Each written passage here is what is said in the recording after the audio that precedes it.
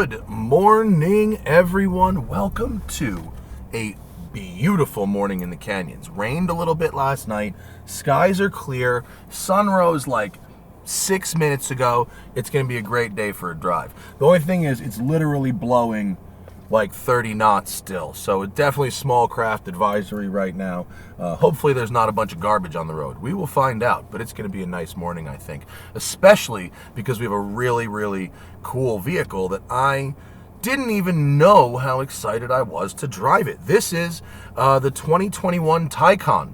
Not Taycan Turbo S, not Turbo, not 4S, not even S, Taycan Base. And what makes it special is, well, a lot of things actually.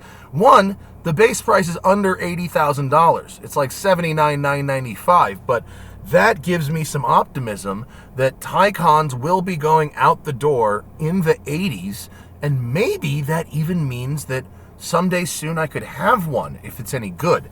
This has the same rear power unit as the 4S, but no front power unit, right? You can get two batteries, small and big. I'm pretty sure this is the big one because the press cars usually are. A 74.2 kilowatt hour battery that charges at 225 kilowatts, or a 93.4 kilowatt hour battery that charges at 270 kilowatts. Because this is I don't know if it's pre-production, but it's definitely a Euro spec car. I didn't get an exact spec sheet on this car. I think it's the big battery. Sorry. Okay. The big battery, they call Performance Battery Plus, is 469 horsepower and 263 pound-feet of torque. 0 to 60, 5.1, quarter mile, 13.5 with a top speed of 143. For a base model EV, even a Porsche one, that doesn't sound so bad. Also, methinks they might be sandbagging. PASM is standard. Air suspension is optional. This thing has a drag coefficient with the regular suspension of 0.24 and a 0.22 drag coefficient with air suspension, making it the most aerodynamic Porsche. And with the small battery, it weighs 4,566 pounds. With the big battery, it's 4,742 pounds. Compared to the, the Mach-E was my last notebook. Damn. That's okay. 4,700 pounds. We've got traction control, stability control off. We've got our drive mode in sport, and here we go.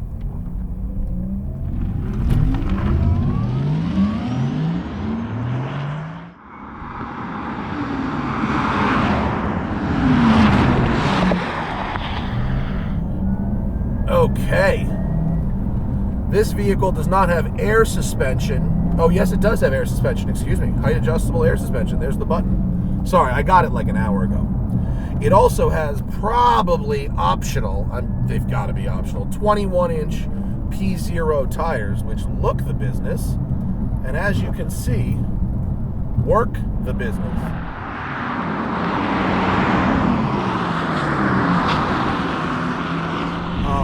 Immediately upon getting into Taycan, I am reminded that you sit squatted down in the chassis, just like in a Cayman. And that is a really big difference in how the car feels. I mean, sitting this low in between the wheels, it really accentuates that low center of gravity, the unflappability of the handling. Double wishbone suspension makes very light work of the bumpy roads. Whoa! This one has the middle of 3 brake options. You can get ceramics on the base, which is crazy. This has got the white brakes, right? They're more powerful than the steels, not as powerful as the ceramics, but the white caliper accentuates the fact that they're basically dust-free. They're really kind of subtly showing off there with a white brake caliper that you're not going to show dust on those brakes.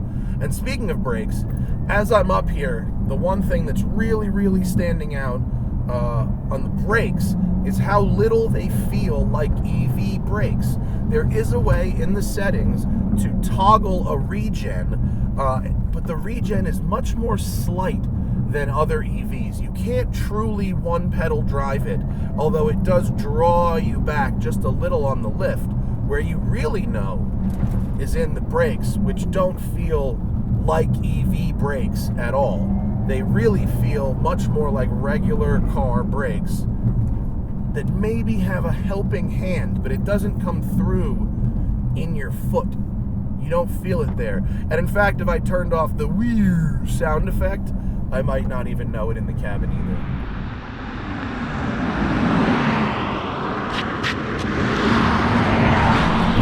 Oh. Wow, I mean, that was a crashy braking zone there, and there's one here too, but unflappable. Stability control is off, guys. This is all, we're all at mechanical grip right now. There's no fancy schmancy things happening. Very nice. Very nice. What happens to this car when you get in a 0G crest? It stays so composed. Also, super low dash like the Cayman. That's fabulous. You can really see down right in front of you where you're placing the wheels. And yump, that's a good, ooh, that's good.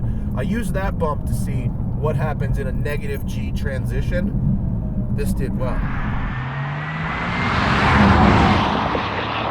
Also remember, no all-wheel drive. That also means 200 pounds out of the nose compared to a 4S.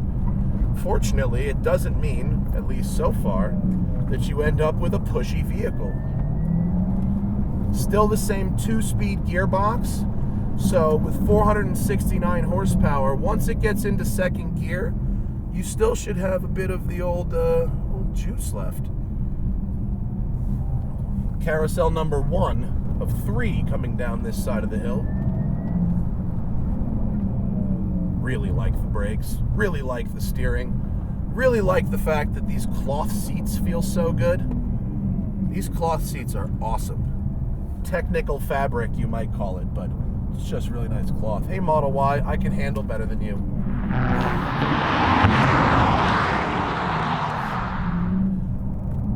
You know, truth be told, as I'm sure we saw in my Taycan Turbo S video where I called it probably too fast, that's an incredible vehicle, but you can't use a lot of it most of the time. If you do, you go through the battery like crazy. And it was super expensive. It was like $200,000. This is less than half of that. And we're certainly more than halfway to that car. I mean, the interior doesn't have quite as nice of leather on it, but it still feels great. This is awesome. It's not like tear your face off fast, but like, oh, it's definitely fast enough to get into a lot of trouble if you wanted. It's very manageable. Oof. Carousel number 2. Wow, it's really great when it's loaded up on that outside wheel like that. Fabulous stuff. Brakes not fading. Wow. I love this. This is the best car ever. This thing rules. It's such a Porsche. It's really easy to drive smooth. Easier even than their sports cars, I think, because the power band is like the most linear. And of course, because you're driving quietly, you're much more likely to drive like a dick. So good. The best thing, I mean really the best thing, and you get it with all the Taycans, is how sunk down in between the wheels you are. Carousel number 3. That is the thing that really carries between the 3 vehicles, base 4S turbos. That's the one thing that you really get, and it happens in a Cayman as well. It happens in a 911. But whoo!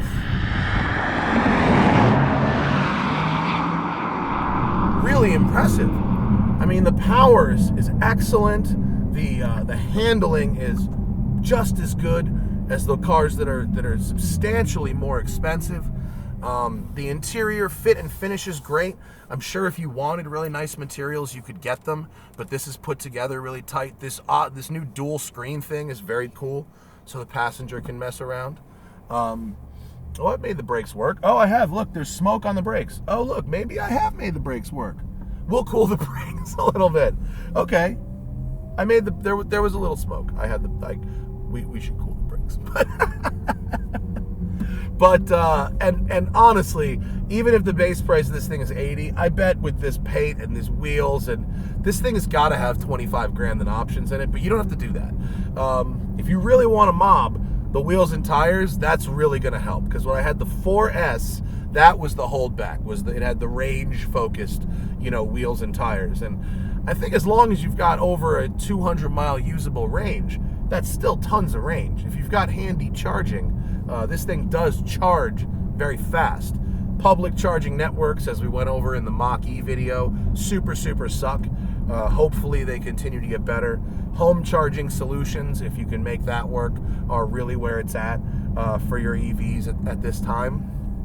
But the Taycan, even the base Taycan, is still like the fastest, best driving EV around. Like, you don't need the turbo. It's not like a Panamera turbo, Cayenne turbo, Macan turbo. Like, these are exceptional vehicles, and to get a lot of what they're really good at, you do have to get the turbo, right? But Cayman, 911, Taycan, a lot of what they're good at, which has to do with their chassis, their geometries, and less their individual power plants, that's brilliant here. So this is much more in the lineage of Cayman and 911, in that you don't need the maximum power plant to extract the maximum value from the experience of driving it. And speaking of value, it's also the cheapest one. So, does it turn out that the cheapest Taycan is actually the best one? In terms of bringing Taycans to everybody, or more people, yeah, because this thing still mobs. It's great. Thank you to Porsche for letting me have a 12-hour go. Thank you to you for watching. I'll see you later. Brakes are no longer on fire. And remember, always fight your tickets. Use code TST10 on the Off the Record app available in the Android and iOS store, or go to offtherecord.com/TST.